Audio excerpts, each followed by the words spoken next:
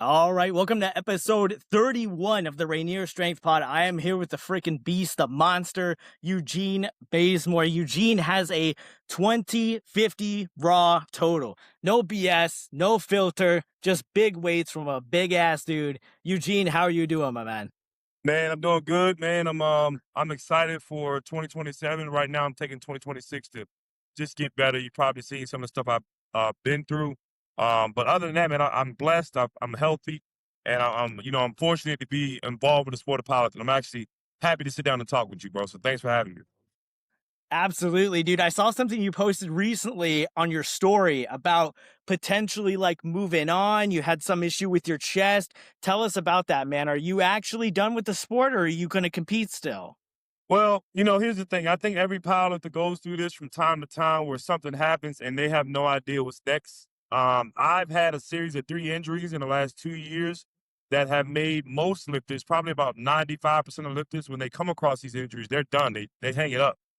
But something always happens in training that just makes me fall all in love with the sport and powerlifting again. And that's exactly what happened this time. That's what's happened the last 3 times. So I think I was being overly dramatic.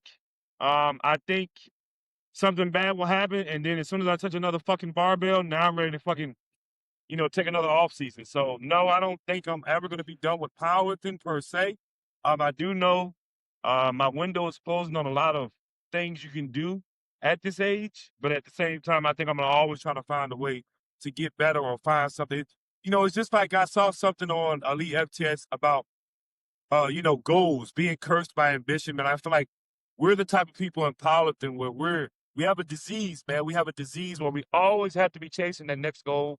And we get a brief moment of satisfaction when you accomplish one goal, but then a long-term depression because you got to set a new goal. So I just think I'm stuck in a cycle. But I think it's a good cycle. I think it's a positive cycle to be in. And I think I'm going to continue to have ups and downs as long as I'm chasing elite accomplishments. And this 2100 shit, man, I'm not going to lie to you. I know why so few lifters, you know, are in the 2Ks because it costs. You got to pay a fucking price, man. You got to pay a price. And I know a lot of lifters listening to this know what the fuck I'm talking about, but I've been paying prices for things that I skipped doing early in the foundation of the sport, and I'm paying a price for it. So I think I'm just being overly dramatic, bro. At the end of the day, Dude, it happens, man. It happens, especially when you hit those injuries, man, and you're in a lull and you're like, man, I don't know. When I was in wrestling school, I remember one thing that Seth Rollins told us was sometimes the better option is to quit. Sometimes the better option is to just walk away. But if you don't and you see it out to what's on the other side, you could accomplish something you never thought was possible before. yeah. And I think that's what happens. I think something bad happens to me, my mind mentally overcomes it, and then I do something great. And then next thing you know, I'm ready. And you say, you know what, I'm not done yet. And there's always that indication after the injury that I'm not done yet. I don't think I've ever been done. Like, for example, the 2050 that you mentioned, I had just completely ruptured my VMO a year before that. A year before that 2050, I had completely ruptured my VMO. Even right now, if I show you a picture of both my knees, my teardrop muscle in my left leg is non-existent. It's not even there anymore. And that's a reminder every single day I wake up when I stand up and get out of the bed. That's a reminder every single day that what I've given to the sport, what it's been like. Yeah, absolutely. And I remember you talking about in your story one time too about how like you had to mentally bounce back to use knee wraps again because that was one of the issues kind of you were having with that. So how did you come back to that? Well, it's all in the mind, man. It's all in the mind. I started the sport in rats. I love rats. A great lifter that taught me how to lift early on. I always talked about my boy Mike on Elite FTS, but I never told people about my secondary mentor, which was Tyler Cummings. If you look him up on Open Powerlifting, the resume speaks for itself. But he did the sport in rats, and he taught me how to powerlift. So he fucking hated sleeves because he felt like that wasn't powerlifting. Powerlifting was in wraps and a belt. That's raw. So that's how I learned to start. So it was mind-boggling when I got injured in wraps. It tore me apart because I was always told that's a safer way to compete. But then I realized the wraps weren't the problem. It was me. It was small things I weren't doing as a lifter to make sure I was prepared for certain numbers before I took. So mentally, you have to take accountability for what you weren't doing that caused that injury. That's the first step of coming back from an injury. A lot of people play the victim game. Oh, I got hurt. Shit's bad. Oh my God, how could this ever happen to me? What I learned from that first major injury was when something like that happens, like Louis said, weak things break. So you got to figure out what the fuck you weren't doing that caused you to get injured. And as soon as you take accountability for that injury, there's another goal. For example, I told my abductor. Why did I tell my abductors? Well, you don't fucking train them. You know what I'm saying? You don't train them. You don't stretch. Okay, well, here's another goal for you, Golden Hogs. Why don't you get stronger abductors and then see what happens after that? So I think injuries, physical, the pain, all that shit, that's easy to handle because we put ourselves through pain on a daily basis with the weight. It's not that pain of the injury that's ever gonna make anybody quit. It's having the confidence to get on that barbell again, man. To put your hand on that barbell again after you know what the fuck happened last time. And your brain, every day I go to the gym, my brain mentally reminds me, hey, this happened the last time, man. Maybe it might happen again today. You gotta constantly fight that shit. And I don't think people understand. People who come back from injuries are different fucking lifters, man. They're different lifters. They're not the same as everybody else. No, they probably don't have the biggest totals and shit, but a man to me who can rupture some shit and get back under a barbell, that's a real fucking lifter to me. I don't give a fuck if his deadlift max is 400 pounds or 4,000 pounds. If you were man enough to get back under that bar and take that bar again after some crazy shit happened to you, you will always have my respect. They should be respected as powerlifters, and that's the end of the discussion. So you're right, man. I love the question. It's mental. Everything with powerlifting. Powerlifting is 95% mental and 5% fucking peaking right. That's all it is. Now, where did this come from, man? This mindset. I know you were in the military. I know you played football. I know you have a very athletic background and disciplined background. But where did this mental fortitude come from? Was it something that was instilled in you through the military, or did it go way back to your childhood? One of my workout partners said something to me a couple weeks ago, and he said, "Man, most of these lifters will never understand us because they've never been through shit in life." And ever since he said that shit, it stuck with me because it's like, you're right. So to answer your question, my mindset when it comes to powerlifting came from my fucking life, man. You saw the Elite FTS interview, so I won't go into that. You guys can go watch that interview. I'm not gonna promote that here, but what I will say is this. You've heard the struggles I've been through. You know what the fuck I've had to overcome. Drug addiction, criminal shit, legal shit. And it's about powerlifting is all about finding your weaknesses and fixing them. That's also what it's about being a man of life. You're not going to be a good man or a dependable man if you're not willing to take accountability and fix your fucking problems, man. So that's what powerlifting is. Powerlifting is being a person, owning up to what the fuck you do, owning up to your weaknesses, and having the balls to go in the gym and fix it. It's the same thing with life. So what I had to do in life, in my personal life, I had a lot of personal problems going on, a lot. And it had nothing to do with the gym. I had never grabbed a barbell yet. But I had a lot of personal problems in life that I had to just look in the face and just handle. And I got so used to doing that when powerlifting came along, this shit is second nature, man.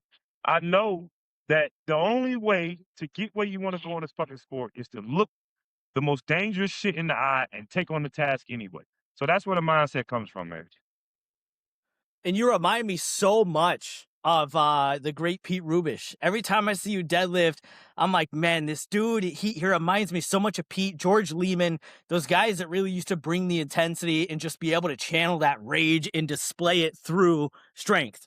And you talked about on the Table Talk podcast how you've always been a very intense individual. So for me, someone like you, man, it takes me back to the 2010s, right? When Raw was huge, when the intensity was high, and there was it wasn't as polished necessarily as it is nowadays. You see a lot of stuff with I love the IPF, the USAPL, but you see a lot of that Yeah. stuff. It's kind of Yep. very polished. In the stuff that you post and the way that you compete, the way that you express yourself through strength, it's very raw, it's very aggressive, very unapologetic. So have you always been this intense throughout football and all these other endeavors throughout your life, the military? You've just always been gung-ho. Absolutely not. I've not always been intense. I haven't always been this type of person. I won't sit up here and fucking lie, man. I'm not gonna lie to you. Football in high school taught me that real is strength. All right. And that's a quote that I want to apply to me when it comes. my situation with powerlifting. Being real is being strong. Any person that's real enough to be themselves is a strong person. They don't care about judgment. They don't care about what people think. They don't care about the consequences. They know they're naturally being themselves, and this is just who the fuck they are. So I haven't always been intense. I will say high school football varsity is probably what brought it out of me that made me realize, hey, man, if you just be your fucking self, maybe you could be something great. Maybe you could be a great athlete. Just be yourself. Don't try to fit in with motherfuckers. Don't try to chase this trend, wear these shoes, do that. Just be your fucking self and then go out there on Friday nights and fucking produce. And that's where it all started for me. And once I realized that mindset works in sports, it could be any fucking sport, man. You know that. You have that mindset that says, I don't give a fuck what nobody thinks. I'm going to work hard because that's all that really matters. That's all. At the end of the day, it doesn't matter what type of fucking belt you're wearing, what type of singlet you wear, what fucking discount codes you have on your page. It doesn't matter. All right. All that shit is pretty and great. But you know what I tell my fucking lifters every single day? Fuck the special effects on the video. Fuck the tags, fuck the reposts. You know what gets you likes and views? Real fucking numbers on the platform. That's gonna always outdo the motherfucker with the Sony AI camera. Why? Because this shit is real. You really did it where it counts. This is authentic shit. This is not special effects. So my main thing is this. When I was playing high school football, it didn't matter if you had the freshest threes in school. If you were the guy that sacked the quarterback for the game when the game, that's who the fuck is the man. That's the mayor. And that's how it was in my hometown. Yeah, he got a lot of street cred. He do a lot of shit in the neighborhood. He do a lot of fucked up shit in the street, and he's popular. But damn, that's the motherfucker who rushed for 200 yards last Friday. And I thank God for where I grew up because they respect athletes from where I'm from over anything else. We got a lot of popular people in the city that they got their hands in a lot of things, man. I won't get into that. But the most respected people where I'm from are athletes. So I've always had a mindset where I don't care what people fucking think, bro. It doesn't matter. I'm gonna be myself, which will keep authentic people around me. Because if I'm being myself, that means you like me for me. If you like me, right? So now all I gotta do is put in the fucking work. Who likes me is around me right now. So I don't need to be anybody else. What I do need to do is work hard. So honestly, at the end of the day, it's just about fucking putting in the work and being yourself. And if you can be real, you can be strong. But if you all the facades and shit, and no disrespect to the IPF, but a lot of those lifters are trying to be other lifters. And like you said, in 2010, that's not what the fuck they did, man. Each and every top powerlifter was a different individual. Am I correct, bro? Every single one of Oh those yeah. badass back there were their own person. Pete was Pete, Eric was Eric, Larry was Larry. Those guys were their own people. They did not look like carbon copies of each other. And that's what the fuck we see right now with mainstream IPF. They look like carbon copies of each other. Different colors, same brand. SBD, look like that. Man, what's the fuck? It's this movie on Netflix, Vibranium or some shit, where they're in this neighborhood and every fucking house looks the same. I don't know if you ever seen that movie, but it's just like, man, no disrespect to the IPF. We know that's the most prestigious stage in power and drug free. But that shit is so fucking, everybody looks the same. They lift the same. Everything is the same. There's no art form anymore. There's no individualism. There'll never be another Chuck B. Because lifters are not allowed to be Chuck B anymore. You know what I'm saying? They're not allowed to Yeah. be Chuck B anymore. They're not allowed to be the Eric Lilliebridges. They're not allowed to be those guys. They have to fit into a fucking image just to get an opportunity. So even if I wasn't untested, I'd probably still live on the untested side just because of the character and personality it takes to be on this side, Yeah. Yeah, it's like the Wild West, man, and that's the soul of powerlifting is like Big Iron and Westside Barbell and Sean Frankel and those guys were just like unapologetically strong. They weren't trying to put out anything polished to attract sponsors or attract this or that. They were like, "Fuck you, we're strong, and here's how strong we are." And it And was that's just that's what I love. Like for example, I had the pleasure of being in the warm up room with Zach Myers at the bar early this year. And one of my dream matchups, one of my dream head to heads has always been Andrew House versus Zach Myers. I don't know if we'll ever get that, but that would probably be a crazy head to head. But you want to know what both of those lifters have in common? Like you said, they're unapologetically themselves. They're not trying to be nobody else, but the numbers speak for themselves. No, Zach Myers is not worried about wearing the newest shirt or the newest belt or none of that shit. But 2,300 is 2,300. An all-time world record is an all-time world record. I don't give a fuck what type of shoes he wears. Fuck all that. You worried about the wrong shit, man. A lot of these pilots are worried about the wrong fucking shit, man. They're worried about all the stupid shit. We get judged based on numbers. I'm sick and tired of this getting judged on everything but the fucking numbers, man. And that's what's wrong with powerlifting right now. They're judging these lifters on, oh, well, he doesn't have fucking hair. What the fuck that they got to do with it? He got a fucking 2K total. What the fuck does that have to do with anything? And I think today's politics gets lost in the wrong shit. It gets lost in the wrong shit, man. That's why I felt that, and that's why I probably remind you of those guys, because I remember the Pete Rubens video when this motherfucker was deadlifting in front of the washing machine. You know what I'm saying? Like, I watched that shit. That was before Instagram. Yep. I think MySpace was the thing at the time. And I'm like, holy shit, bro, what the fuck? You know, that's crazy. And then I saw Aaron Literally Bridge pick up 900 and hug his dad in the fucking gym. Those are heroes I looked up to, man. Those are the guys that I looked up to.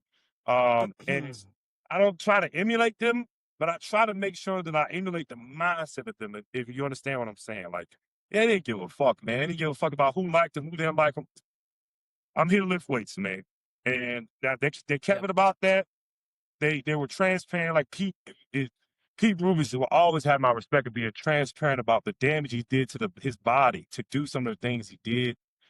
Andrew House, Zach Meyer, these guys are completely authentic individuals. You get what I'm saying? And I think that's why they're the strongest of the strong. You get what I'm saying? Yeah, absolutely. You briefly brought up the 2,100, the pursuit of the 2,100, which is that's a massive total. It's a huge total. No matter what your body weight, no matter who you are, it's 2,100 solid fucking pounds. Is that something that you are pursuing in 2026, or are you holding off till 2027 for that? Yeah, so I got to be completely transparent with you and anybody who's watching. 2,100 is not there in 2026.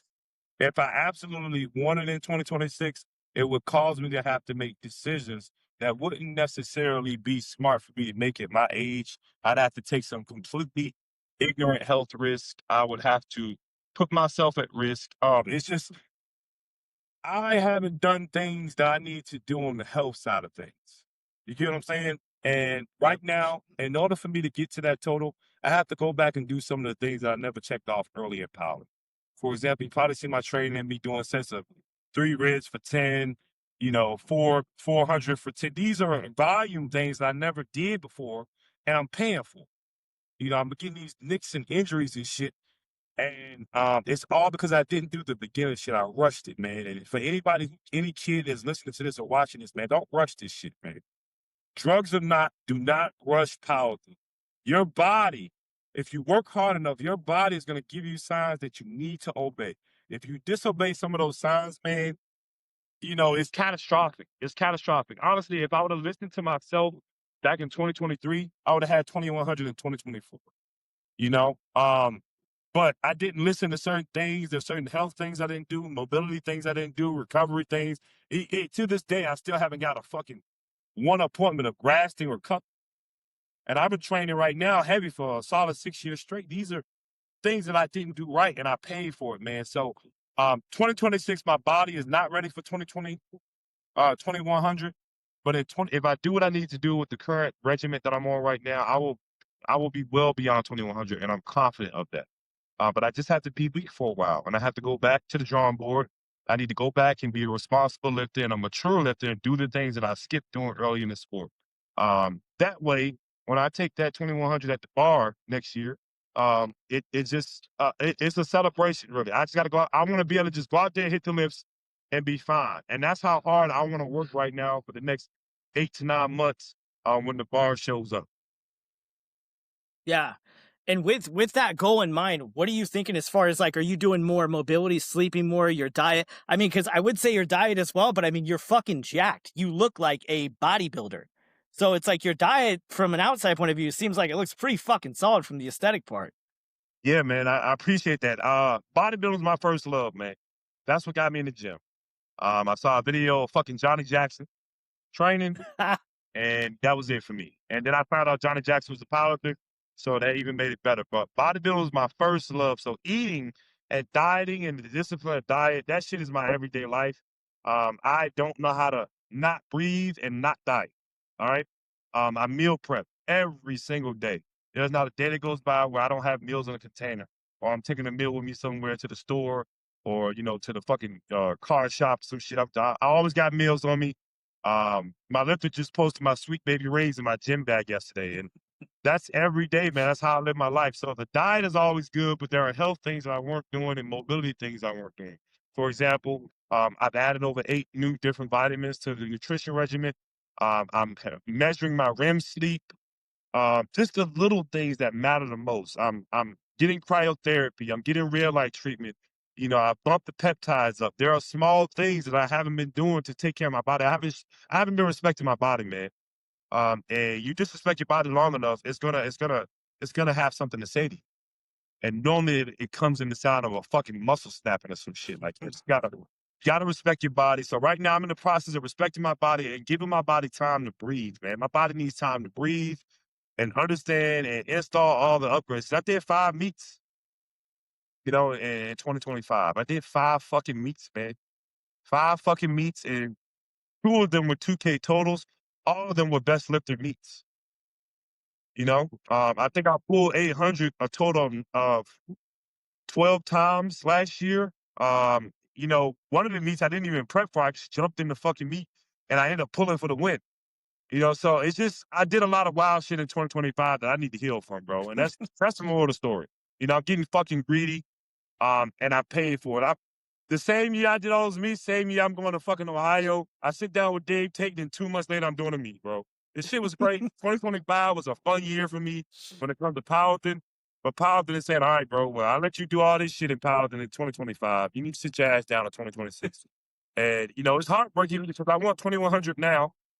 But in order for me to get that, I have to take the slow route. This time, I rushed everything else, man. I wanted my first total to be 2K. I wanted my first bench on the platform to be 500. And I've had to earn those. This time, the price I have to pay is a little bit heavier, bro. So I'm respecting the process all in all. Yeah, and you have to really love it to do that because a lot of people hit that first hurdle, whether it's an injury, stagnation, whatever, and they're just like, I'm done. That's it. I'm going to go try to be an influencer. I'm going to go get super lean. I'm going to do whatever, but I'm done with powerlifting. It has a very high turnover rate, but you seem like someone who is around for the long haul, someone who understands, respects the history, and is also not repeating the same mistakes that got you kind of fucked up in the first place. So it takes a real mature lifter to understand these things, but also apply these things because it's hard to stay out of the fucking gym. It's hard not to lift heavy, right? You gotta respect the sport. You have to respect every aspect of the sport. And if you respect every aspect of the sport, the only thing you can do is get better. That's the only thing you will ever do in the sport is get better. So if you respect the sport and you learn, you'll continue to get better. Excuse me. So I would like to say I'm in it for the long haul, but honestly, after 2100, I'm definitely planning to go single ply. Because I love, yeah, Yeah. I love All I right, love single dude. ply, man. I got a huge love for old school, and you know what I'm talking about. Old school IPF Yeah. single ply was fucking insane. Old school IPF single, and I'm talking about 2005 and older, bro. Those motherfuckers were. A lot of people don't even know those guys. 1,000 pound squat was happening every fucking weekend back in those Yep. days, and half of that footage doesn't even exist. Yep. Like, man, even the walkouts back then were instant. These guys were wearing single ply suits. They were fully wrapped, and I mean wrapped tight. These lifters today have no fucking idea about those guys back then. You know what I'm saying? Those guys are wrapped to the fucking gills. Their knees were bleeding by the time you took the knees off, and they took all 3 attempts. They finished meets. They didn't give a fuck back then, man. Uh, I think openers back then were 800, 850. And Yep. these were old squat suits, not this new shit we got going on. So I have an intense love for single ply, but I will not touch any gear on top total 2100. I respect powerlifting too much to not finish. I just have to be elite in both raw rap and single ply before I walk away from the sport, man. So I don't know how long that will take, but however long it will take, that's how long I'll be fucking around, bro. Yeah, and a lot of people don't know that some of the best totals that like Ed Cohen or like Yuri Belkin had were in single ply. Like they were single ply killers. A lot of people don't know that, especially someone like Ed Cohen. Everyone's like the goat, and like, yeah, absolutely. But like look up the single ply. Like he was an elite equipped lifter as well. And a lot of people do not know that. They have no idea. A lot of people don't even know the sport started in single ply. And before it was single ply, it was 100% raw. You know, like Yeah. they don't know it's footage. It's footage right now on YouTube of guys taking 800-900 pound raw squats with no sleeves on and bullshit belts, bullshit cowhide leather belts, bro. Um, I'm a big fan of Pat Casey. If you ever heard of Pat Casey, Yes. I try to model. Pat Casey is probably why I bench 545 at this time right now because I love his fucking chest training. It's free on the internet. They did an interview with one of his old friends that lived in the neighborhood with him. They used to come work out with him sometimes. You know, back then they didn't have internet. They barely had telephones. So if somebody found out about your training, it's because somebody talked to somebody about it. And that's the only way you would know. But Pat Casey was a completely insane lifter. I will send you the information on him after we talk. I don't know how much you know about him, but I'm just a lover of all aspects of powerlifting. Where it came from, I love where it is now. I have my complaints like everybody else. I do, you know, but it's our baby, you know. So but here's the thing: you can't fucking complain about powerlifting if you're not giving the power, and that's the problem I have. You got too many people complain about it, and they're not giving shit to the sport but lifts, and lifts don't matter. The lifts are for you. You know, so I'm trying to refrain from complaining about powerlifting. I just complain about lifters now, if you notice. Now that's also what begs the question too. Now I'm curious, what attracted you to going to single ply versus multiply? um, I'm gonna say this is gonna shock a lot of people when I say this, but I want a bigger total than Steve Goggins at single ply. Before I leave the sport, I want to pass Steve Goggins' total in single ply. Um, you know, I fucking hate the guy. But at the same time, I respect everything he did. He's been a huge inspiration, and he's been fueled for me on most days. Steve Goggins was a legendary lifter out of Georgia, an Army veteran. And I told myself, you know, when me and him got into it some time ago, I told myself I'm not gonna leave powerlifting until I pass this fucking single plateau. And you know, so I'm gonna work very hard to do that. And that's what really ultimately attracted me to single ply is passing his total and having 3 elite totals and 3 different methods of strength. I look at powerlifting like a fighting style, like martial arts, man. If you look at it like martial arts, it makes sense. I wanted a 2K at Raw, I wanted 2K at Raps, and I want an elite total in single ply. I know you know Travis Rogers, Papa Bear Rogers, up there up north. I think he's up there in Maryland. But he's so underrated because if you pull up his fucking numbers, man, he's got an elite total in 4 different styles of power. The man Yep. he is riddled. If you look at him, he looks great, but his body is fucked up for what he's given to the sport, man. You got lines up and down the front, back of the knees, and surgeries and shit. And that's what inspired me. Like, man, you can do it all. You don't have to stick to one way. If you're strong, you're fucking strong. You know, the only thing that changes is the technique.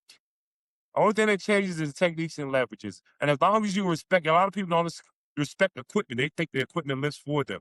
I'm not one of those guys, man. I'm totally respectful to the process. I totally respect what single ply is going to take.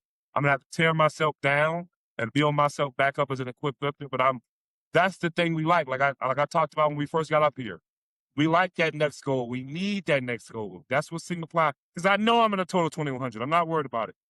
I'm not. My mindset, the way when I set a goal and I'm focused on a goal, I don't think about what I'm going to do if I fail. I think about what's next. And that I know after 2100, I know I'm ready to go into a long, maybe another year off and learn how to fucking use the equipment the proper way while holding raw strength, of course. A lot of guys won't do that shit either. That's what's wrong with equipment.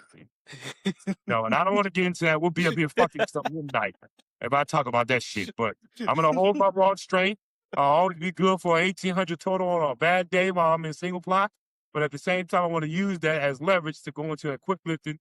And that's how I want to go because that's when I found powerlifting. I found powerlifting when the peak of powerlifting was single ply, man. Yeah, absolutely. I love single ply. You know, and that's the thing too, is a lot of those single ply guys are extremely strong raw. Like Zen, I mean, the Piston Zen, he squatted 1047 single ply, and he recently posted like an 855 double raw.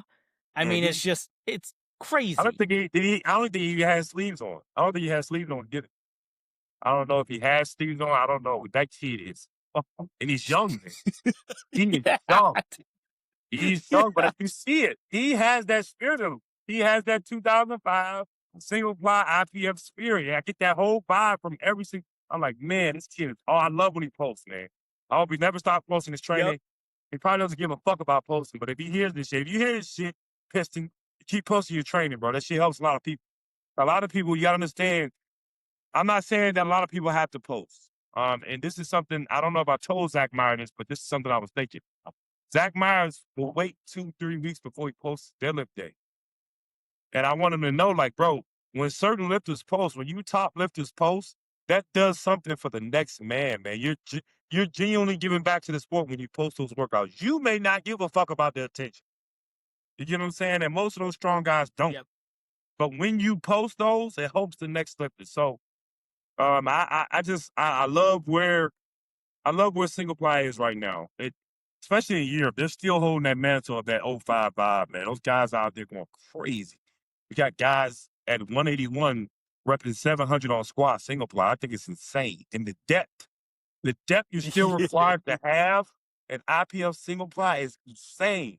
Again, I don't want to get into a quick depth either because we'll be up here till midnight if I start talking about it. So, I mean, you're looking good yourself in your turn training cycle, bro. You're looking great. Oh, thanks, man. I'm trying, dude. Yeah, I got into single ply last year, and I've just, dude, it's so much fun. I fell in love with it. It's so much fun, dude. Yeah, I watch. And like I you, don't know, Earth Mover, who is Matt. He has an amazing amount of lifters on his roster. He's a great lifter, a great lifter his damn self.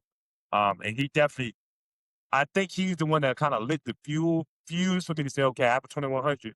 You know, you might be able to get to Matt and make something happen. You might be able to work with Matt because Matt is just he has the same mindset I have when it comes to movements, recovery. He's a great coach. So I'm definitely looking forward to possibly working with him for single fly once his 2400 is over. But he's an amazing guy. He'll go in the gym by himself. You know, I don't know if you've seen him, but he'll go in the gym by himself, full kit, squat 800 by his damn self. This motherfucker's crazy. And he's an EMT, so he'll work a 24-hour shift and then throw his shit on and go lift heavy. And I'm like, man, I just got all the respect for that guy, man. yeah. Have you been in any single ply equipment yet yourself? So I had an Enza Max deadlift suit, you know, the one that Ronnie Coleman had. So I had that one. Yeah. And I loved it, man. I loved it. I had just did a meet the week before. And I put it on for the first time and pulled 750. It was great. It was awesome. And first of all, at that time, I wasn't even an 800-pound puller. So for me to pull 750 2 weeks in a row, that let me know that I had the potential, at least single ply deadlift. I'm a huge Andy Bolton fan, man. I'm a huge Andy Bolton fan. I think that guy's fucking awesome. So even if I don't do full power single ply deadlift was definitely on the fucking meeting, bro. It was. And Yeah. I huge Andy Bolton fan. He's back training again too. So it's been good to watch him ramp back up. Even at this old age, this motherfucker's still pulling 700 raw. It's crazy, man. So I just can't wait, man. I hope we get to train together when I do get involved. Yeah, absolutely, dude. Andy Bolton's a fucking monster, dude. I have a DVD of his that's signed from when he was in his prime, and it covers like all his training and stuff. It's so fucking sick. I found it on eBay, and I was like, oh yeah, I'm buying this right away, dude. You hear what he said about deficits? That's why I do so much deficit, man. Yep. So I love it, man. I love it, man. So it's just been a great journey. I love powerlifting, man. It saved my life. You know, that's probably why I'm a lot more passionate than most people. You know, I do apologize for people who may not see powerlifting the way I do and they come in contact with me and they had a negative experience. I apologize, but the sport kind of saved my life, you know. And this is coming from a guy who, you know, fought his way through high school just to get to college. You know, I joined the Army. I've been involved with so many things. Nothing has had the impact on my life that powerlifting has. So I give it the respect it deserves. I give it the energy and the dedication it deserves. It pulled me out of a very dark place. I know millions of listeners say the same thing.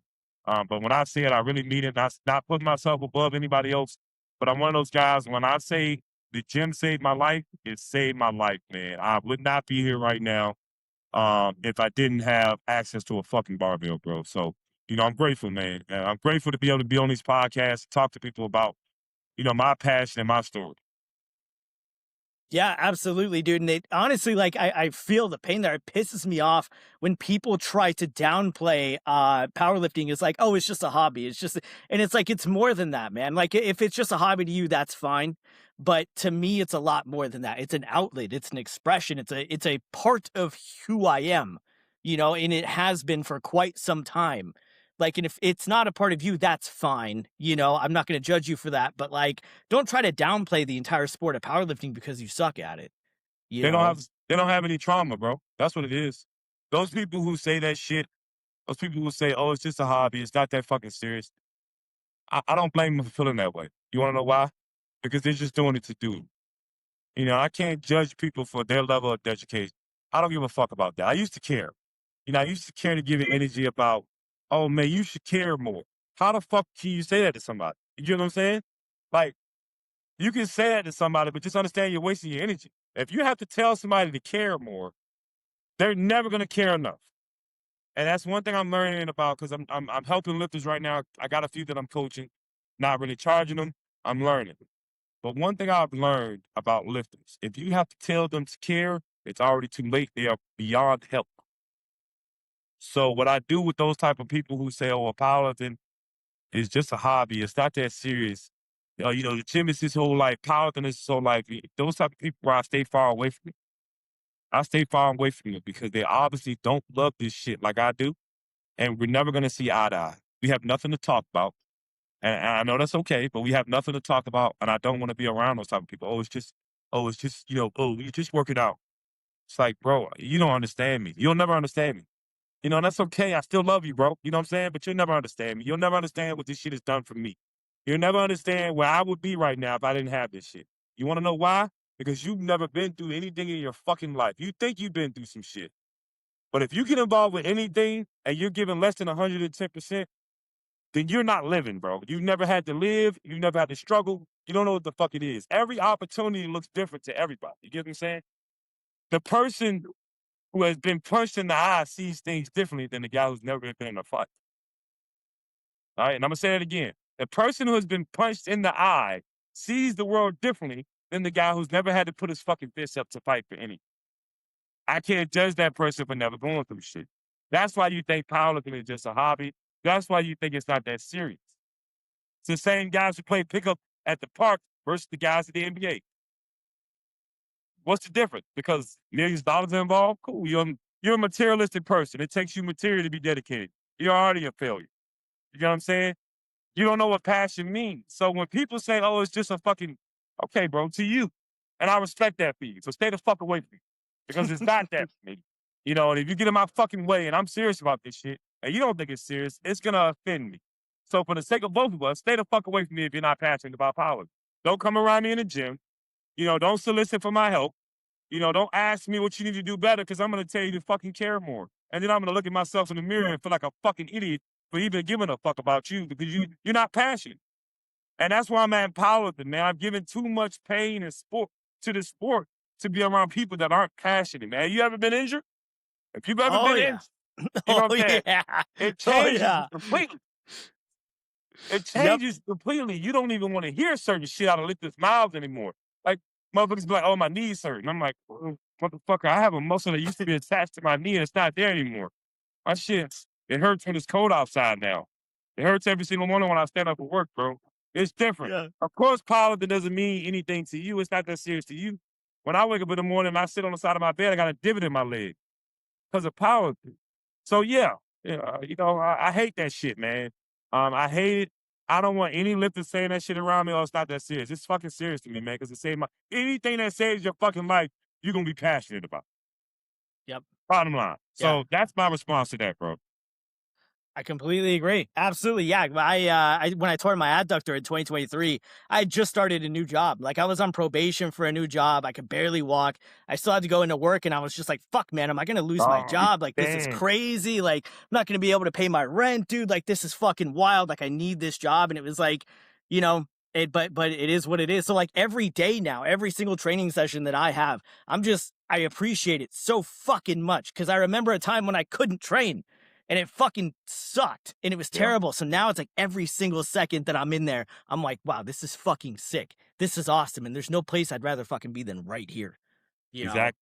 And when I tore my quad, I was actually, I don't know if you've seen my lifter Chris Ramsey with the dreadlocks right now. He's having a great off season right now. We started off with a great beginner's total.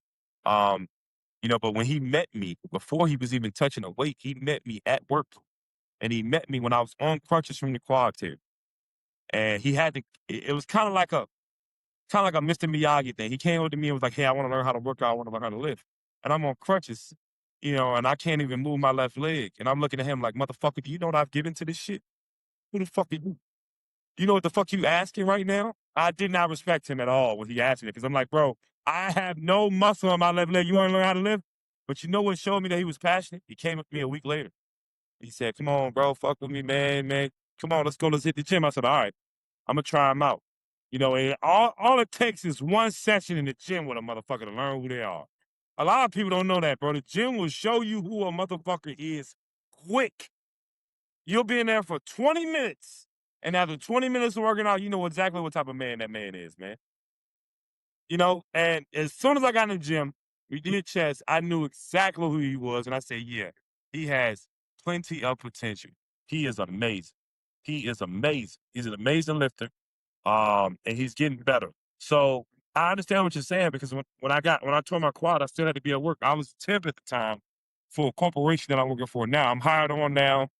I've had 3 promotions since then, but when I tore my quad, I was a temp at the time. I didn't get vacation. They can let you go at any given time. So I was fighting for a spot. It's a Fortune 500 company. It's one of the biggest companies in the world. I don't want none of the trolls to know where I'm work, so I'm not gonna tell you guys the name. They probably fucking call up there and get me fired or some shit. So I'm not gonna do that. But what I will say is I know what it's like, man. I know what it's like to have a body part that doesn't fucking work, but you gotta live in the real world, man. You still got bills to pay. You still gotta feed yourself. You gotta take care of the people depending on you. And just because you Yep. blew your shit up on a squat doesn't mean anything. You still gotta fucking produce. So you are right. You go through all of that and you're just happy to walk in the gym. You're just happy to put a plate on the bar. You're happy to move it. And when you got guys like me and you who are just happy to train, the potential is endless. You know? And that's why I always stress people fall in love with the training. Don't fall in love with the platform. Love the platform for what it is. Respect it for what it is, but respect it for what it is and leave it at that. Training should always be the most passionate part of all this shit because once you fall out of love with training, you don't even need to think about the platform. That's not gonna come. Or if it does come, you'll be mediocre every time. You'll hit the same numbers. Fall in love with training, man. Fall in love with the process. Because I'm at that point now with my strength gains and my total where things come slow. You got to dig a hole. I'm at the dig a hole stage. I'm not swimming down the ocean. I look at your powerlifting life cycle like swimming down into a deep ocean. For the first few months, it's very easy to swim downward. There's not a lot of ocean pressure, you know? And then when you got start getting closer to the ocean floor, you get more pressure. It's more turbulence. It's just a more difficult. Now I'm at the point where I feel like I'm at the ocean floor and I got to start digging to go deeper. And I have to dig while I'm being underwater. And that's why I feel like I am right now. So I'm in a process right now where I gotta remember training is the love. Learn how to train hard, remember how to train hard, and love to train hard. And I think that's what's gonna take a lot of lifters far. If there's any lifters listening to this right now, you need to make sure that you continue to fall in love with just being in the fucking gym, man. Cause it's a blessing to be there. There's so many lifters that have come and gone that can't do this shit anymore. I think about that at least one time while I'm training. And I'm grateful for it, man. Yep. Absolutely, dude. Yeah. And every day is an opportunity. Every single day is an opportunity. And you decide how you're going to use that. You can squander it if you want, but you're going to regret that later on. You Uh, squander enough days and all of a sudden you can't do it anymore. You know what Yep. I'm saying? And it's awful. And so with you and I were born in the same year. I was also born in 92. I heard that on the Table Talk podcast. So what do you think happened with the direction of powerlifting as far as just like the mindset that kind of give me the viral the was it a social media thing, was it just like a generational thing from the millennials to Gen Z? What do you think causes kind of like entitlement mindset or just like being addicted to the likes rather than the training or the process itself? You know what I think the main thing is turn it back on. I think the main thing that ruined powerlifting was social media. Absolutely. Absolutely. It was definitely powerlifting. I think it was definitely powerlifting because the main thing, it's fine, man. Sorry. But I think the main thing is this, man. Social media definitely ruined powerlifting. It definitely did because it comes with too much instant gratification. Back in the day, the only gratification you got was on meet day. You know what I'm saying? The only gratification you got was on meet day at the time when the meet was there. You know, and I think as soon as you post a 100-pound deadlift, you get immediate gratification, man. You get a huge dose of serotonin. You get all these people liking, commenting, they love it, reposting it, and it feels like you've had an accomplished. It feels like you've accomplished something. It feels like you accomplished something major. But you haven't accomplished shit. All you did was a gym lift. So now the gym lifts are starting to mean more than the platform lifts. And that's what's fucked powerlifting up, bro. That's what's changed powerlifting. If you're wondering what I think has changed powerlifting, it's the fact that you get a huge boost of serotonin from social media. Hey, can you pause this for a second, bro? Can you pause the interview? Yeah. All right, yeah. So basically, that's what I think is wrong with powerlifting. The problem with powerlifting at this time and what fucked up powerlifting, bro, the main thing is this. Social media gave people they're giving people the serotonin boost that the platform was the only thing they used to give lifters. Back in the day, you couldn't post your training because nothing exists for you to post your training. You know, the only kind of way they could communicate or market powerlifting was through magazines. And I know you remember Powerlifting USA and all those magazine shit back in the day. That was the only way you could get information out about powerlifting to the mainstream. Now there's so many ways to access powerlifting information. There's so many goddamn ways. So now we're at a place now where information is everywhere and everybody can see. Back in the day, nobody saw you till meet day. They didn't know how much you grew. They didn't know how much weight you gained.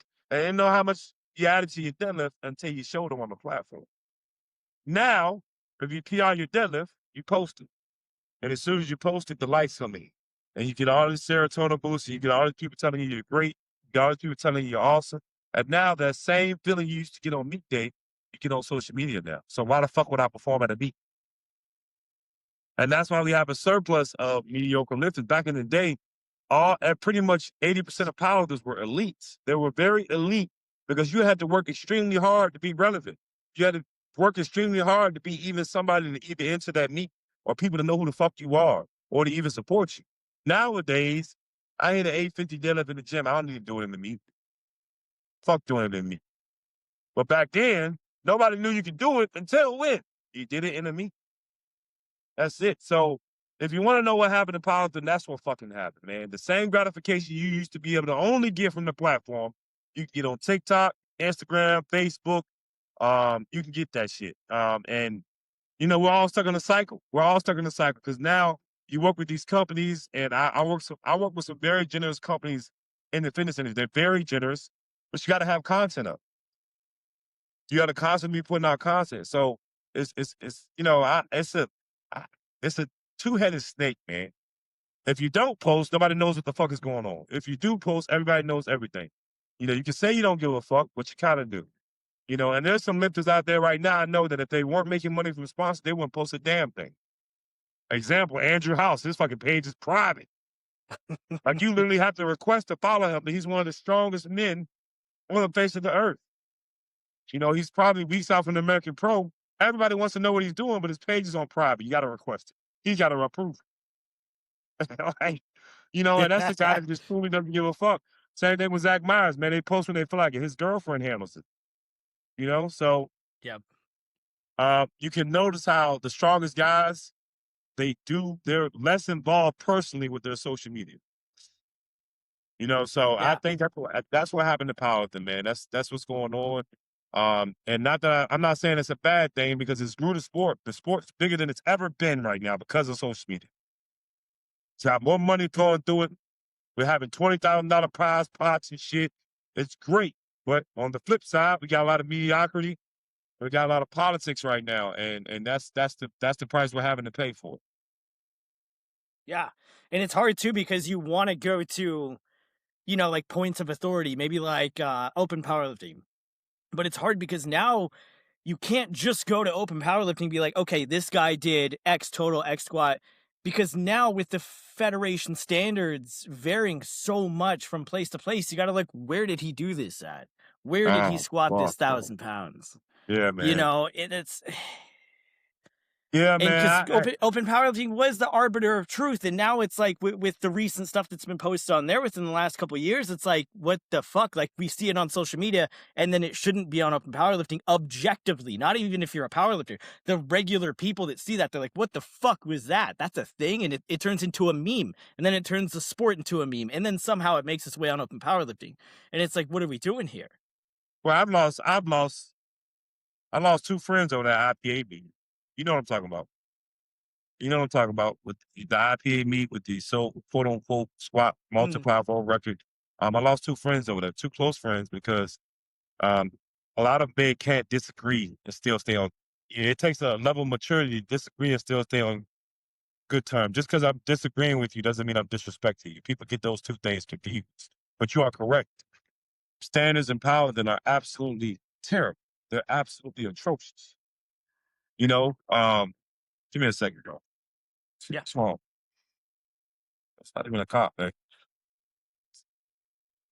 But just leave them all. All right. You can start out, bro. Yeah, but yeah, basically, I had to speak against the IPA this year because of that shit. Federation standards are in the garbage. They're horrible, man. They're horrible. And I'm at that point now, powerlifting, where certain totals that I want to do now will be done in certain federations. I'm sorry. Now, at first, I didn't believe that way. I was the guy powerlifting that said, do whatever federation you want. Fuck what people think. Now, I don't think that way anymore because you want to know why? They're letting certain things get by. And I don't even think it's the Federation anymore. I've seen some shit go down at certain quote unquote number one respectable federation that I thought would never go. I've seen lifters get lifts that I thought would never be given in that federation. So can we really say it's the Federation? I think it's judging standards. I think it's judging criteria. We need judges who are consistent and non-biased. And this is no disrespect to any judges. But in the heat of a moment, when emotions are high, there are judges who use that to influence a lift, or whether or not they press white or red. And that's a problem, man. And we can't blame the lifter. We can't blame the federation. We can only blame the judges. Because the federation, they have criteria. They have a rule book. They did everything they could do to make sure their standards are what they are. It is up to the judges in those seats to uphold the standard. So how do we fix power? We got to get judges in those seats who have no social media ties to the sport whatsoever. We got to get judges in seats that don't know the people on the roster. They don't know a motherfucker in the flight. They haven't been training with the motherfucker in the flight for 7 or 8 years now. We need, and that's what the IPF does. This is what they do. You see those people in those judges seats in the IPF meets? They are yeah. literally the most unbiased looking motherfuckers on the face of the planet, bro. They're wearing suit ties and bow ties and shit. They look clean. It's professional. And they look like they're your great, great, great, great grandfather. They don't give a fuck about your TikTok, bro. Did you hit the lift according to the rule book? Yes or no? They don't care. And I think these smaller federations, hybrid federations, they're not doing it. They're so quick to go get the lifters that are in their fed. No. I need you to go get the lifters that were in your fed 8 years ago, like the IPF does. The IPF, they go get motherfuckers who haven't competed in maybe 6, 7 years, but they know the sport, they know the rule book, and they're gonna. The standard is above all, and that's how we fix powerlifting. We need to get people in judges' seat who believe that the standard is above all else. I don't give a fuck if you invited me to your fucking honeymoon bridal shower. Did you hit depth on squat? Yes or no? That's how I'm calling the call. You get what I'm saying? And that's the problem right now. We got judges who are gym partners and gym owners with the same people in the meet that are doing the meet. And they're getting a nod on certain lifts that they should not be getting a nod on. And that's a problem, man. That's a huge issue. You know? We also need judges who don't get captivated by the weight on the bar. Just because there's a lot of fucking weight on the bar don't mean you give them the fucking lift. All right? Stop looking at the bar. Stop looking at how many reds on the bar and look at his damn hip crease, please. Or look at his knees. Was his knees soft? I don't give a fuck if he had 903 pounds on the bar. Was his knees soft? Yes or no? Oh, And that's shit. how you heal power. And the federations that are doing this, the best, Paladin United, I've seen when I went to the bar, man, they just did a great job of this, man. They didn't give a fuck that it was John Hack. If it was high, it was high. All right. All right, there we go, man. So of these, so we talked about the total lift, the 2,100 pounds. Out of that, let's set that goal aside. For these three lifts, do you have an individual goal for these three lifts, or is it mainly like you're zoned in on that total? So it's whatever I need that day to get that total. We all have these ideal lifts we want, but it's a chess match. Okay, so you can say that I wanted this on squat, this on bench, and this on deadlift, but you don't only use that for a guideline, or you should only use it as for a guideline. Totals talk. Okay, so your squat, you may have a bad day. You have to anticipate bad days and have a backup plan. All right, if you go into a meet with this boneheaded fucking approach where, oh, no backup plan, I need this number on this lift, or it's not going to happen. That's a horrible way to go into a meet. And I learned that very early on because it's demoralizing when you don't get it. And you don't want to be the lifter where you're out of the meet after squat. And I see so many lifters, no disrespect to the big squatters out there, but see so many lifters that are out of the meet after squat because they didn't get the squat they wanted. Now they're just fucking bumbling and tumbling and rolling through the day. And I never wanted to be that type of lifter. So ideally I have a general squat, bench, and deadlift in mind. I like 730 plus. I like 540 plus on bench, and I like 820 plus on deadlift. That's what I like. But at the end of the day, it's about what we need that day, and it's about what me and my boys come up with on how we can audible and move things around. I'm open to anything. I don't give a fuck what I have to do. I just want to make sure that at the end of the day, that fucking spreadsheet says 2100 by my name. So I don't have I'm not holding myself to any standards. We have guidelines in place. We use them as guidelines, but I'm never going to be the lifter that says, I need this, this, and this. If it happens and it doesn't happen the way I want it to happen, I'm totally okay with that. Yep. Yep.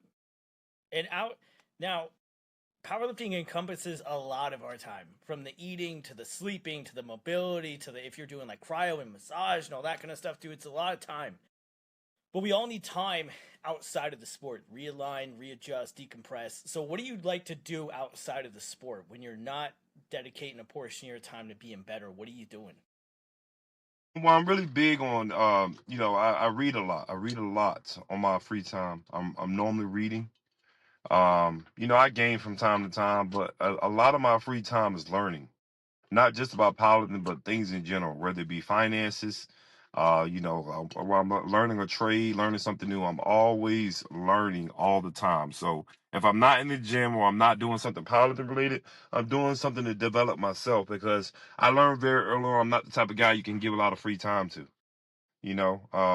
I'm just not. Everybody's different. Some people can just sit there and do nothing. I can't sit there and do nothing. I have to have something to do. So if it doesn't involve powerlifting, it still is going to involve something that helps me develop myself. I'm big in jumping in the car and going somewhere. I like traveling. I prefer a road trip.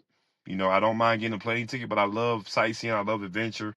So anything I can do to increase my development, whether it be traveling, reading, experiencing new things. For example, I just found this new fucking movie theater called 4DX, which Regal does, and the seats fucking move and shit sprays for it's just little small things like that I like to do in my free time. A few weekends ago, I went to Bare Knuckles Brawls with NFC, which is a fighting syndicate here in Georgia, where they do mixed martial arts. I love to go out to sporting events.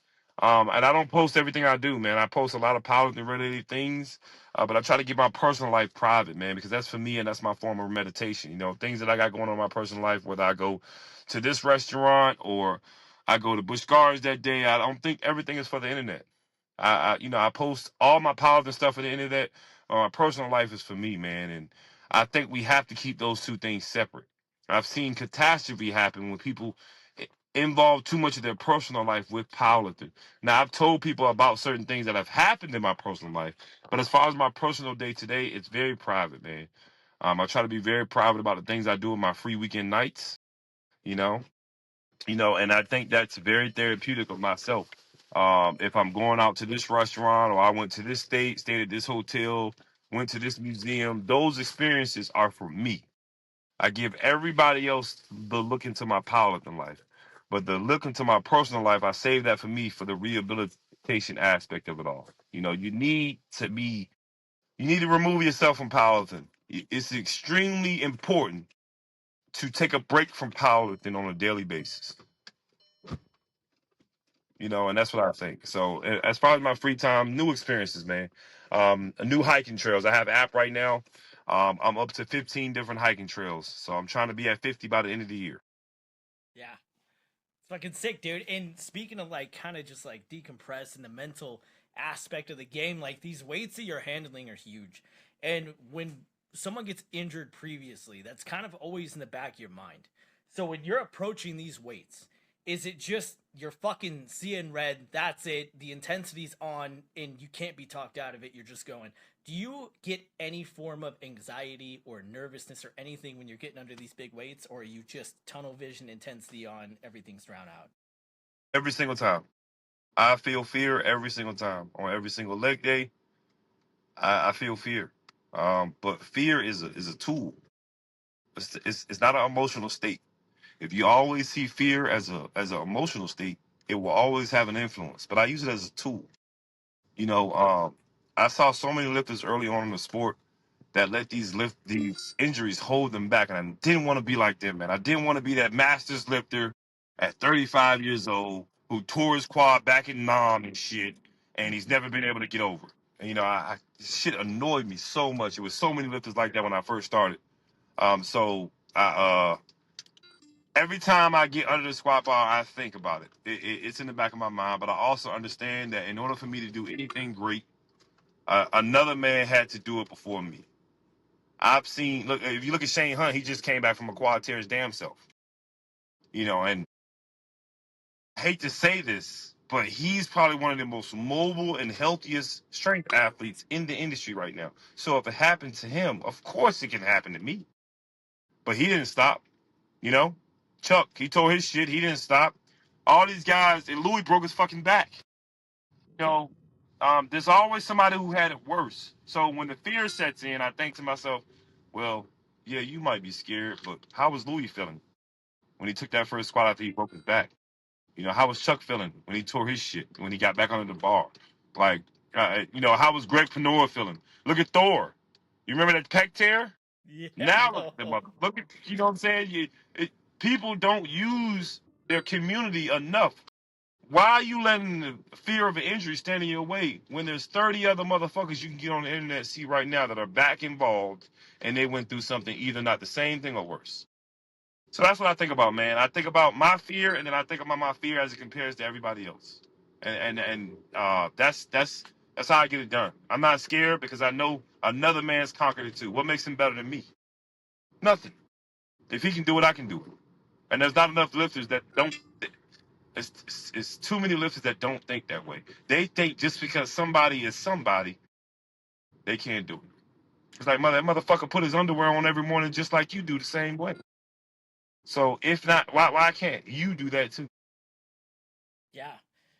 He was like that famous photo of Scott Mendelson after he tore his pec and he looked like Barney. It was just gnarly, like the gnarliest picture I've ever seen. He didn't stop Oh after my that. god, Kept yeah, going, dude.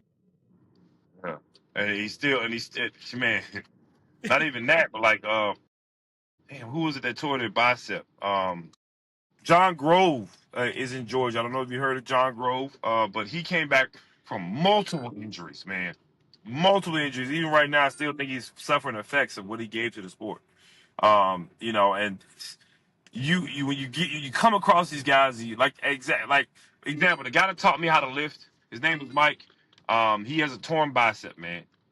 I fucking Tyler Cummins, the guy that I opened up this interview and talked about. he has a spine issue now where he can no longer lift or squat heavy, deadlift heavy. He can lose his ability to walk.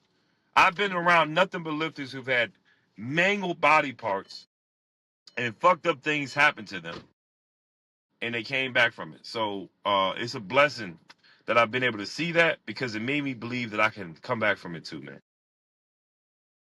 Yeah. And I've asked this question to a handful of people that came on the podcast, and you seem like a prime opportune candidate to ask this question to, especially someone that is very well versed in the sport. If you could train with someone alive or dead, who would it be and why? I think if I could train with somebody in powerlifting, Anybody. honestly, it wouldn't be a powerlifter. It'd be John Meadows, man.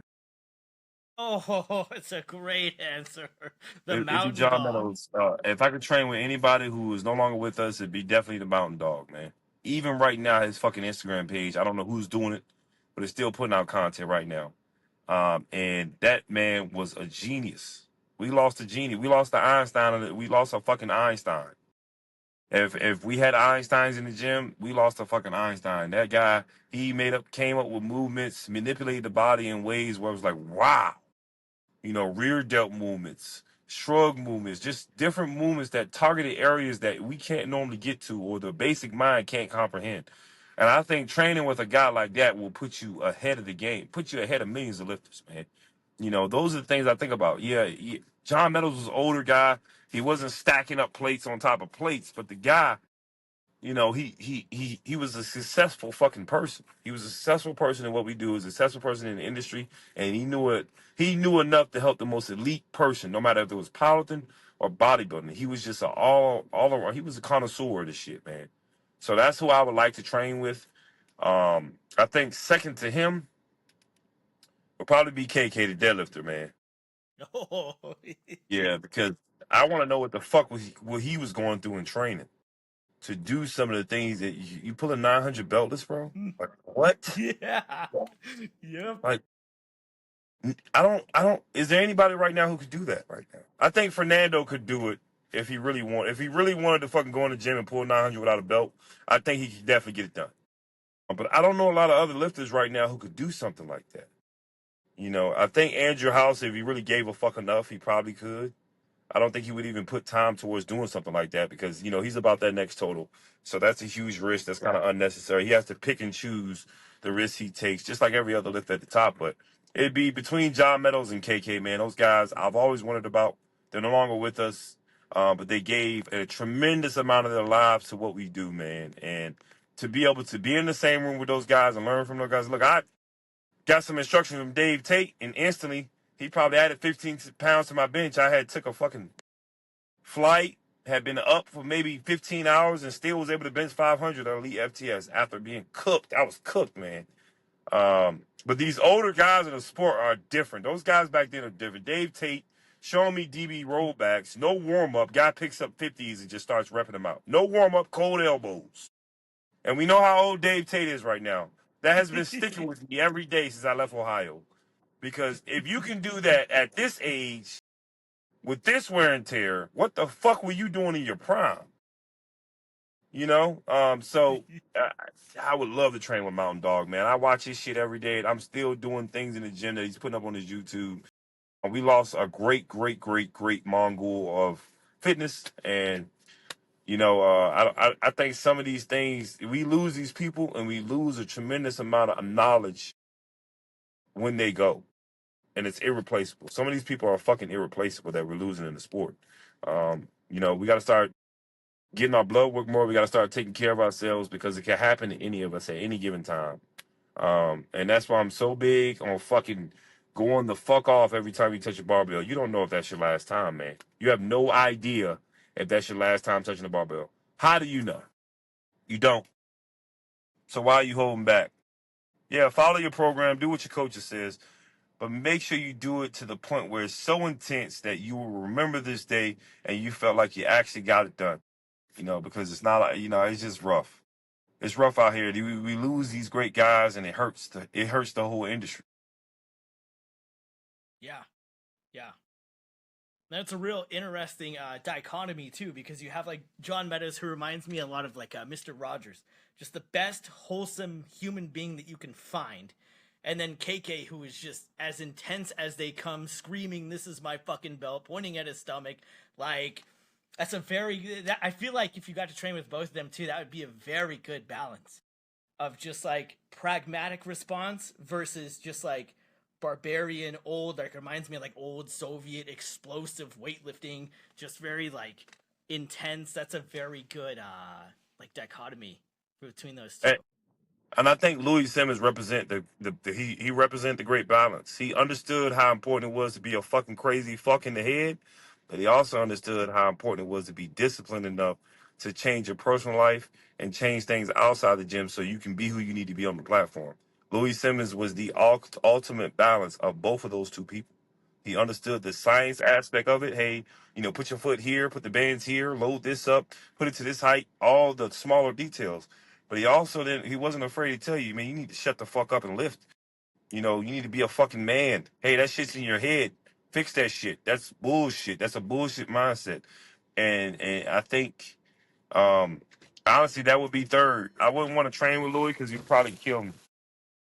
Just to see. He was big on seeing what people could handle. But I think you need a balance, man. I used to be the wild lifter until I realized how important it is to calm your ass down sometimes and really put yourself in the lift. Sometimes absolute anger and intensity isn't the way. Sometimes you need to focus.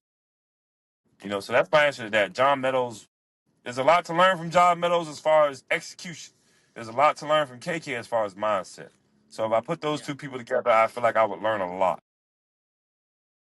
Yeah, and you spoke about also the importance of your health, your labs, things like that. That's another thing that Pete Rubish is really big on, like getting your labs done. Like, I mean, he's been my coach for 5 years now. He looks at my labs all the time. I send him to him, and he's a great guy, a great coach. I mean, I'm so blessed to have such a good dude on my side. But it really is important. And today, like, I feel like there's a lot of glorification of just like drug use, drug use, drug use, and it's Yeah, just so man. in your face all the fucking time. And it's like the kids are getting a bad message, dude. They're getting a real bad message from a lot of these guys, man. They don't know that they're actively killing the human race with this steroid shit. All these kids are like 18 years old and they want to be on TRT. And I'm like, are you fucking serious, man? Like, are you serious? These kids are talking about Tren, Anadrol, Superdrol. You're seeing these kids hop on. They're having heart problems at 22 years old and shit because they've been juicing since they were 16. Look, I'm as vocal as they come when it comes to gear usage. But I think through my transparency, I spread awareness. All right? But you can ask any of my lifters right now. I don't push any drugs on anybody. I have natural lifters and I have lifters that are enhanced. But the lifters are enhanced, they make that personal choice as human beings. You need to stop making drug use choices based on power. That's fucking stupid. You need to make the choice based on your character and your goal. Because as long as, and that's the thing, people take gear and they take it like it's a fucking, they think gear is a cigarette. They think it's a Tic Tac. They think it's a Tylenol. They think this is something temporary. They have no idea once they take that first dose, their life, genetics, anatomy, physiology, hormones, everything changes. You will never be the same person you ever were again after that first pen, man. And I don't think that's being talked about enough. You know, who used to talk about it a lot? You know who used to scare the fuck out of me when it came to gear? Rich Piana, man. He did a great job of spreading awareness and being real about it. Hey, this is what happened. These are the health effects I suffered. And even when I did all this, I still didn't get this. You can make this choice. This is the choice I made. But remember, this is the consequences. He was very clear about the consequences. I probably had seen all Rich Piana's videos before I took my first pen. And that's what's important, man. Like, I got lifters right now that are enhanced. They come to me advice, and I tell them, hey, look, this is what the fuck I did. And this is what you're not going to do. Okay? Because I did things in my past early in powerlifting where the goal outweighed the purpose of my health. You get what I'm saying? Like, my health didn't matter sometimes. And I'll be open to say that up here. I will be transparent and say that it was times where that total or that lift or that number on that day mattered more than me seeing the next 2 years. And I don't want that was wrong, man. That was wrong. I was crazy. I was out of my fucking mind to think that way. It's stupid to think that way. If you ever think that way, it's time to stop. It's time to stop because nothing is going to outweigh life. Life goes on. Powerlifting is forever. Powerlifting will always be here, but there will never be another you. And there are people in your life right now who need you and don't give a fuck about powerlifting. They have no idea what it is. All they know is that you'll be gone. They don't know why. All they know is you had a health complication and you're gone. But what do you think those people are going to think when they find out you had control over it and you made a decision? Do you think those people will be happy about it? So that's what I'm thinking about now, man. There are people in my life right now that are dependent on me and they don't give a fuck about power. They care about me. They love me. They need me around. All right? So now when I make choices right now when it comes to powerlifting, I have to consider those things. Hey, let's not buy that. You know? Let's not pin that. Hey, let's not up that right there. Let's keep that right there. Let's find another way to find it. And early on in powerlifting, I said, nah, fuck it, all in. Up everything, let's go. Whatever it takes. And it's still whatever it takes, but it's whatever it takes while also being a responsible man. Because at the end of the day, we're all men. You don't need to get lost in powerlifting or forget that you're a man. There's somebody that's going to depend on you. And they're not going to care about you wanting to have a 900-pound deadlift. All they're going to know is, hey, he didn't come off. He stayed on, and, he killed himself, and he's not here to help me now. They don't care about 900 down. They're going to be pissed off that you thought that was more important than being there for them. And this speaks to the fathers out there, the uncles, the husbands. This is who I'm talking to right now. Because there are men like that out there right now who care about this shit more than they do about their families. They care about powerlifting more than they care about the kids. And I want to let these people know you are blessed to be here right now, to have these things in your life that most men pray for. If you got a loving wife at home and 2 kids, leave the trend alone, bro. Hey, it's not worth it. It's not worth it. Find another way to get to that number. All right? Be the man and find another way to get to that number. And I had a guy come up to me. He was like, hey, man, how you feel about trend? I said, you're fucking stupid. Don't ever take it. Don't ever take it. He's like, why you say that? I said, bro, because I saw you post your 3 little kids. And I just saw your son just graduate from kindergarten. I just saw your wife got a promotion. She just graduated, from Georgia State. Why the fuck would you want to insert this toxic drug into your life right now, knowing the stigma it comes with, knowing the side of why would you want to do that? Does it really mean that much to you? He's like, yeah, man. I'm like, you think you're being a badass in my face right now. You think you're impressing me right now, but you're not. You're not being a man right now. We have to learn to be men first when we make these decisions with these drugs. And early on, I will admit, I was not a man. I didn't make decisions based on a man. I made decisions based on a power that was stupid. So now I'm at a point right now where when I do 2100 this time, I'm going to do 2100 in a way where I can leave the sport behind or leave Raw behind and say, man, look, I didn't do it selfishly. I took my time. I was patient. I did it the most healthiest way possible. And that's what be the real accomplishment for me, man. To be able to say, this time for this particular total, I did it the healthiest way I possibly could. Because for those last couple big totals, man, I did not, man. I'll admit that. I fucking went crazy. Crazy to the point where some days I was waking up, standing up, passing out. Just passing out randomly. High blood sugar issues. I gotta hurry up and get to a fucking honey bun or I'm gonna fucking pass out. I've done some crazy things. I pushed my body weight to 330. I have, tell you a quick story right now. I've only weighed in a super heavyweight one time. It was for a push-pull meet. And I was on so much shit, eating so much food, I threw up right before the meet. I was walking up to the meet and just started earling in the fucking parking lot. I knew why. I took fucking a million orals in the parking lot. I just wanted to get those lifts, man. Hey, I'll worry about my health after the meet. How many fucking lifters say that shit?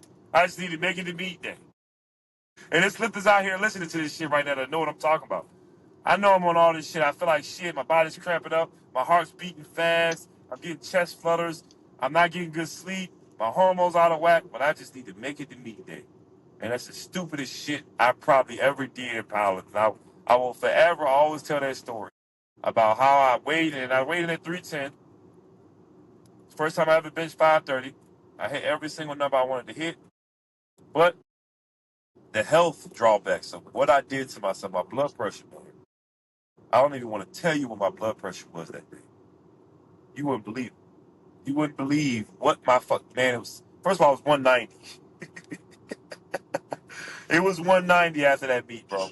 I took my socks off and I saw skin. I saw the fucking fluid hanging over my socks and my feet. You know, and so I can speak on this because I've been there. So when I tell my lifters, look, bro, you don't fucking need that. What we need to do is just add chains. We need to add some bands. Let's add some bands to the bar. Let's add some static heavy holes. Yeah, you can hold on to the bar, motherfucker. You don't need to add 100 milligrams to test. We just need to train your fucking grip. You know, I'm making those decisions for my lifters that I did make for myself. And I think that's what it takes, you know?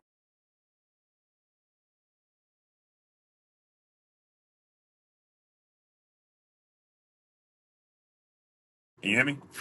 Yep. Yep.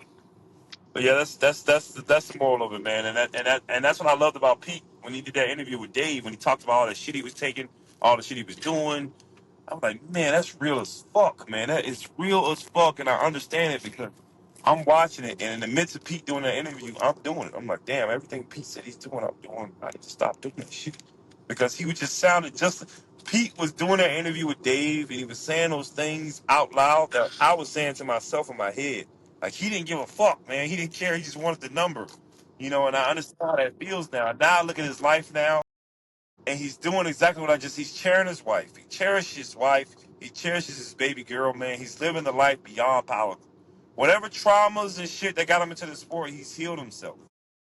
You know. And I just wish one day I want to talk to the guy. I don't want to talk to him on camera. I don't want to talk to him publicly. I want to ask, well, how did you overcome those traumas, man? How were you finally able to say, you know what, enough is enough. It's time for me to live life. You know, and that's what I always wanted to ask him because powerlifting has helped me work through a lot of traumas, but I'm at the point now where those traumas are starting to disappear. So how do you transition out of this angry lifestyle where let's take everything, let's do everything, there is total no tomorrow, load the fucking bar, let's go, today's the day. No, tomorrow doesn't exist. We're here today. And I want to stop thinking like that I just want to stop thinking like that. I want to always think like that as a lifter. And I know it's a lot of lifters out there right now who know what I'm talking about. You know? Yeah. Absolutely, man. And he's a really easy guy to talk to, a really easy guy to find, and I know he would love to answer your question because he's all about helping people too, all about helping people, steering people away from drugs. I mean, he's just yeah, I can't say enough good things about the guy. He's a solid dude, man. But closing out here, man, give me a piece of advice that you want to give to the people that are watching this as far as powerlifting goes, as far as life goes, someone that may be struggling in either powerlifting or life. Give a piece of advice here before we close out. So my piece of advice is a quote, nothing worthwhile is easy. And it's as simple as that. This applies to every form, everything you do in life. Nothing worthwhile is easy. Okay, so if the thing you're doing right now is extremely easy, you're not setting your goals big enough. And that's my piece of advice. If everything you do right now is easy, you're not living hard enough, man. You need to live more, man. And that's what I think I would tell any young lifter. Anything in this sport that's worthwhile, or anything in this sport as far as accomplishments that last, are not going to be easy. And be prepared to go through hell and high water to get there. And if you're not committed and you're not ready to do it, don't even get started. Beautiful. I couldn't agree more, man. And plug your social media where people can find you, follow along with your journey. I am not Big Gene on TikTok and Instagram. Underscore between the not and the big and the gene. Perfect, man. Well, thank you, bro. I really appreciate you coming on. I appreciate you giving me your time and talking to me, dude. Yeah, thanks for having me. Now I'm gonna go eat my fucking Bojangles that I got at my rest stop. Absolutely, brother. Thanks again, man. All right, bro. I'll text you later, man. Take it easy, bro. All right, man. See ya. All right, bro.